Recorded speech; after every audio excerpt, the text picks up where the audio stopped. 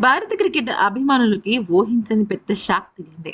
శ్రీలంకతో జరగబోయే కీలక టెస్ట్ సిరీస్ కు ముందు ఒకరు కాదు, ఇద్దరు కాదు, ఏకంగా 13 మంది భారత ఆటగాళ్లు గాయాల బారిన పడ్డారు.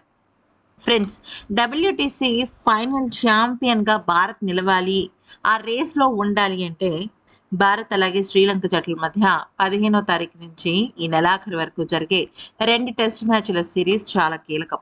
మన భారత జట్టు గెలిచి తీరాలి. కానీ ఇదెక్కడ కర్మండి బాబు! ఏకంగా 13 మంది ఆటగాళ్లు గాయాల బారవడంతో ఇప్పుడు హెడ్ కోచ్ గౌతమ్ గంభీర్ అలాగే కెప్టెన్ శుభమన్ గిల్ చాలా అంటే చాలా అసహనానికి వ్యక్తమవుతున్నారు. అయితే ఈ ప్రపంచ టెస్ట్ ఛాంపియన్షిప్ రేస్‌లో భారత్‌కు అత్యంత కీలకమైన శ్రీలంక పర్యటన ప్రారంభానికి ముందు ఊహించని విధంగా ప్లేయింగ్ 11లో గనక మనం చూసినట్టయితే చాలా అంటే చాలా మార్పులు చోటు చేసుకుంటున్నాయి. అయితే టీమిండియా మేనేజ్మెంట్‌కి గిల్‌కి దెబ్బ తగలడం చాలా పెద్ద షాక్ అయినప్పటికీ గిల్ మళ్ళీ తిరిగి కోలుకొని మళ్ళీ రావడం జరిగింది నిన్న ప్రాక్టీస్ మ్యాచ్‌కి. అంతవరకు బానే ఉంది. కానీ గాయపడిన 13 మంది ఆటగాళ్లు ప్రస్తుతం బెంగుళూరులోని సెంటర్ ఆఫ్ ఎక్సలెన్స్‌లో వాసం పొందుతున్నారు. అంటే రీహాబ్‌లో ఉన్నారు.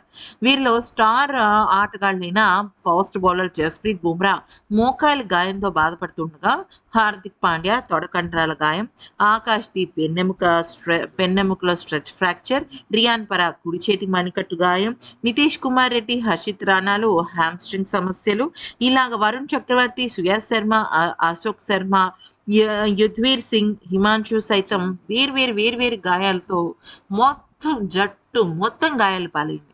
అసలు ఇంతమంది ఒకేసారి గాయాల పాలవ్వటం అనేది భారత జట్టుకి చాలా పెద్ద షాక్ ఇది.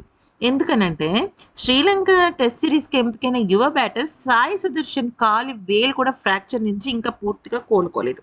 మరి ఈ సమయంలో సిరీస్ ముందుకెళ్ళాలంటే ఏం చేయాలి? అంటే ఇప్పుడు మొత్తానికి 13 మంది మన భారత ఆటగాళ్ళు దూరమైనప్పటికీ, అంటే ఇప్పుడు ప్రెజెంట్ రీహాబ్‌లో ఉన్నప్పటికీ, మన భారత జట్టు ఇంకా అధికారికంగా ప్రకటించలేదు. ఎందుకంటే ఇంకా టైం ఉంది కాబట్టి. అట్‌లీస్ట్ ఒక 5 డేస్ అయినా టైం ఉంది కాబట్టి వెయిట్ చేస్తోందనమాట. వాషింగ్టన్ సుందర్ అందుబాటుపై కూడా ఇంకా క్లారిటీ లేదు. ఇంతమంది ముఖ్యమైన ఆటగాళ్ళు ఒకేసారి గాయాల బారిన పడడం జట్టు ఎంపికను తీవ్రంగా ప్రభావితం చేస్తుందనమాట.